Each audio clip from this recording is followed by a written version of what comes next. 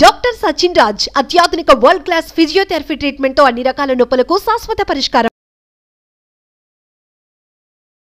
నమస్కారం, మీరు చూస్తుంది India's largest digital media network Suman TV. మనతో పాటు ఉన్నారు ప్రముఖ ఆధ్యాత్మికవేత్త అనంతలక్ష్మి అమ్మగారు. నమస్తే అమ్మా. నమస్తే అమ్మా.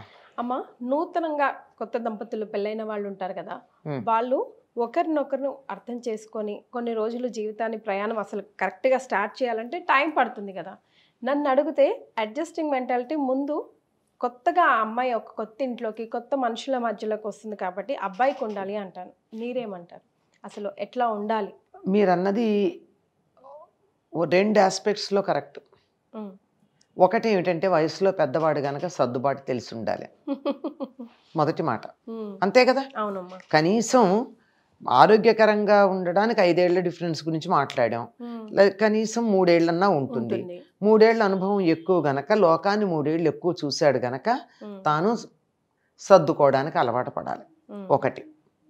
రెండోది ఇంకో ఉద్దేశం ఏమిటంటే ఆ అమ్మాయి వేరే ప్రదేశం నుంచి వస్తోంది, అక్కడున్న అలవాట్లు ఆ పద్ధతులు వేరు, ఇక్కడికి వచ్చేప్పటికి అవి మారతాయి కనుక సర్దుకోవడానికి అవకాశం ఇవ్వాలి.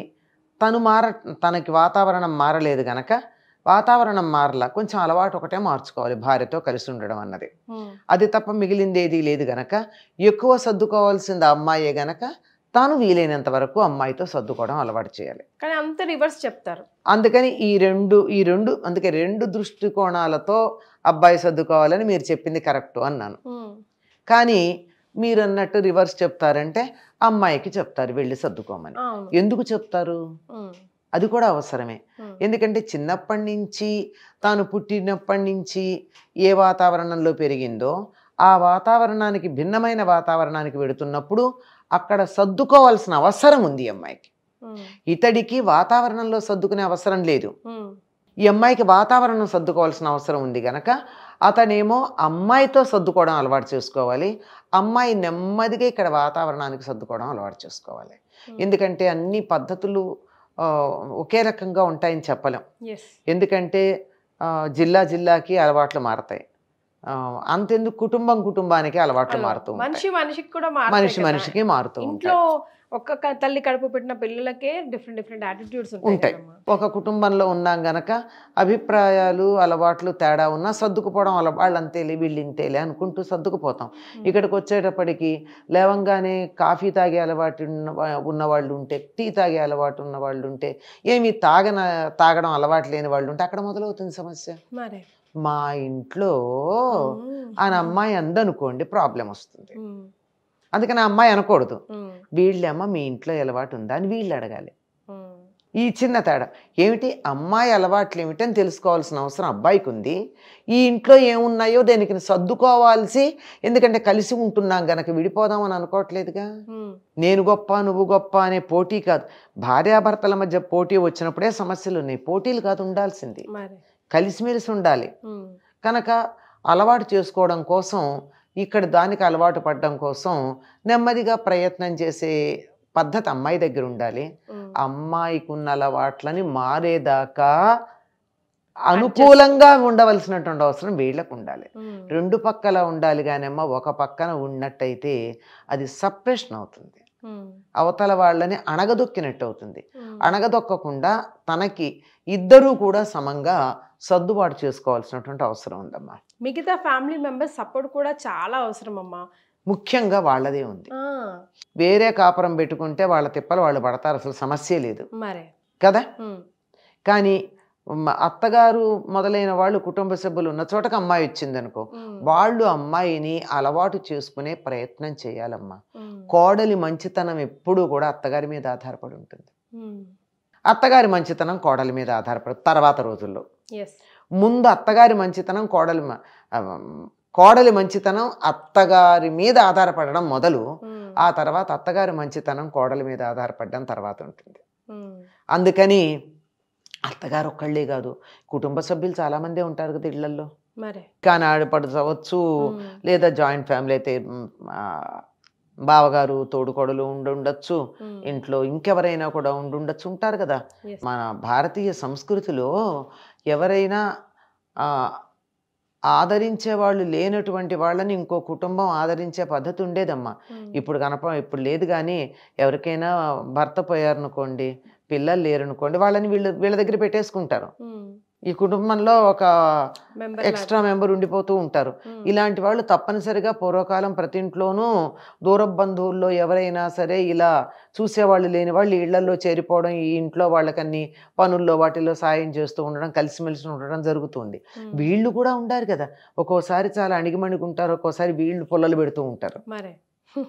అందుకని అవన్నీ కూడా చాలా జాగ్రత్తగా వాళ్ళందరూ కూడా జాగ్రత్తగా ఉండేటట్టుగా గమనించుకుంటూ ఉండాలి. కనుక అమ్మాయి ఈ వాతావరణానికి అలవాటు పడేదాకా కొంచెం జాగ్రత్తగా చూసుకోవాలమ్మా. అమ్మాయి కూడా నన్ను జాగ్రత్తగా చూసుకుంటున్నారు గనక నేను అట్లాగే ఉంటానని కాక ఇక్కడ వాతావరణానికి అలవాటు పడే ప్రయత్నం చేయాలి.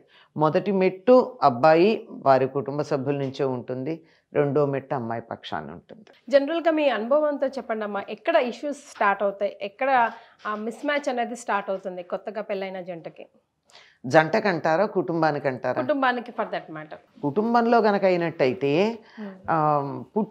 అమ్మాయి పుట్టింటి వారి మీద చులకన అభిప్రాయం అత్తగారికి ఉంటే మొదలవుతుందమ్మా. మళ్ళా ఆ అత్తకి కూతురు ఉంటది,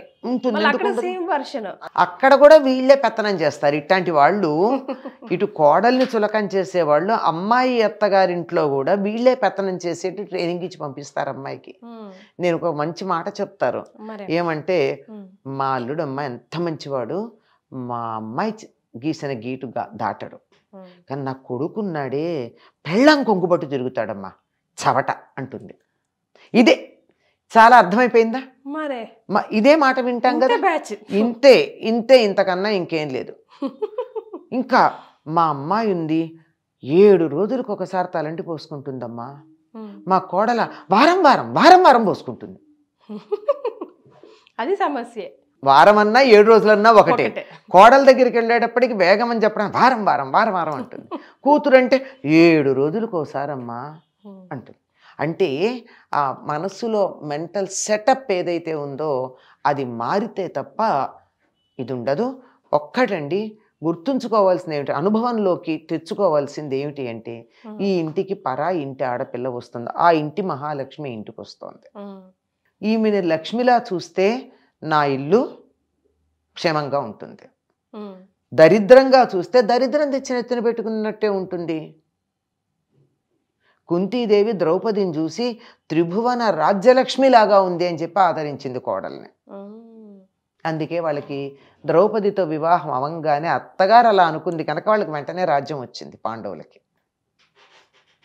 ఏ ఇంట్లో అయితే కోడల్ని బాగా చూసుకుంటారో ఆ ఇల్లు బాగుంటుందమ్మా. అట్లాని కోడలు నెత్తికెక్కకూడదు, అది కూడా ఉంది. ఈ మధ్య కాలంలో అవి కూడా చూస్తున్నాం.